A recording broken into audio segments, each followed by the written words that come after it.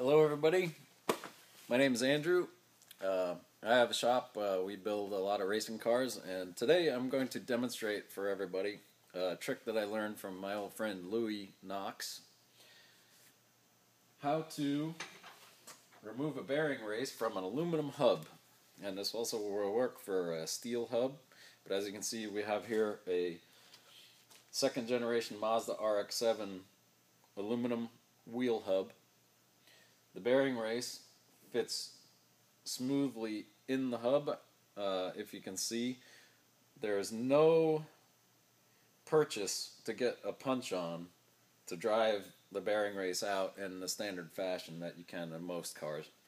But this works for a lot of different situations where the bearing race is stuck in the hub, and especially an aluminum hub, you can do a lot of damage to the hub itself, trying to use a drift to drive the bearing race out. A normal bearing race puller or drift kit will not work.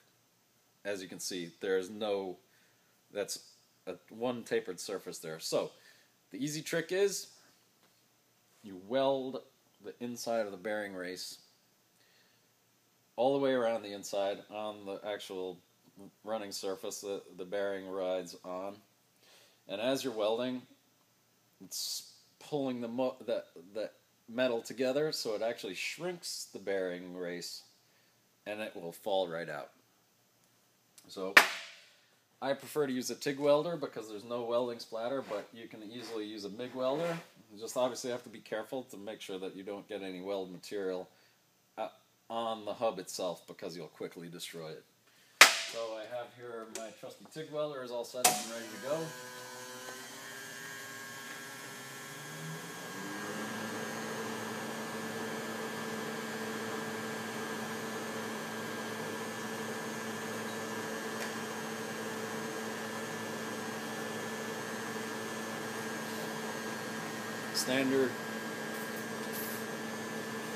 Standard mild steel welding rod will do the trick.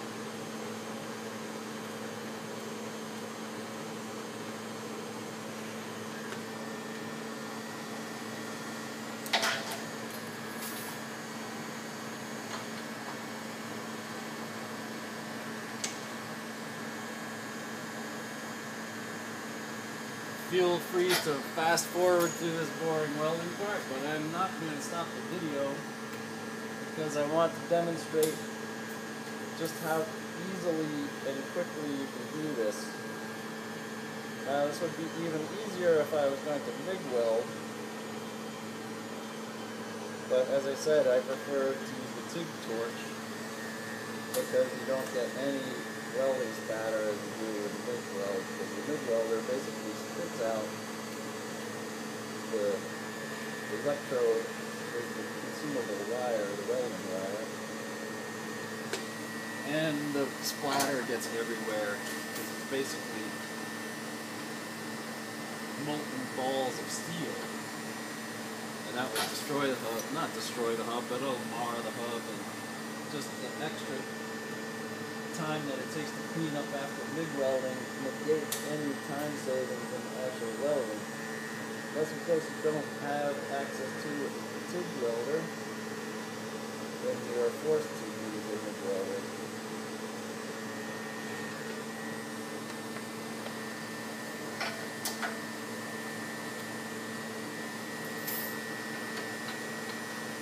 That is the first side.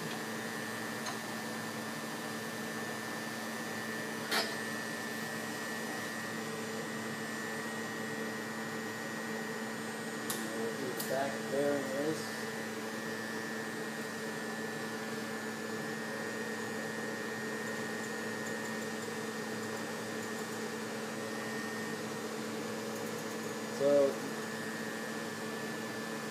you learn a lot of tricks from these old-time mechanics that they don't always teach you in tech school.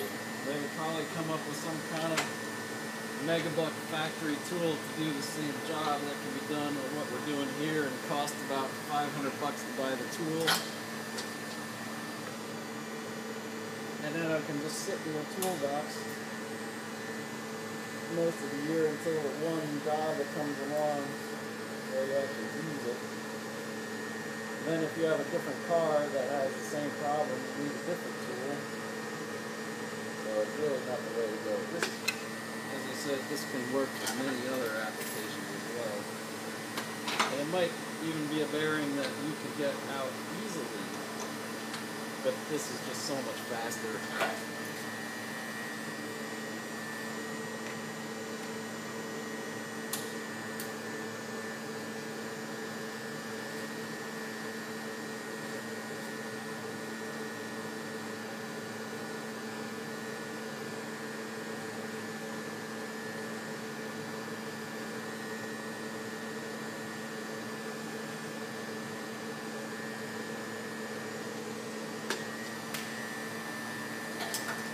That.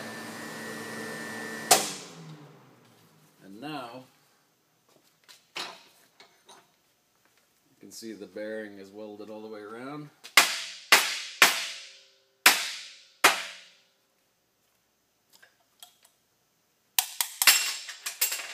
That's the back one. And that's the front one.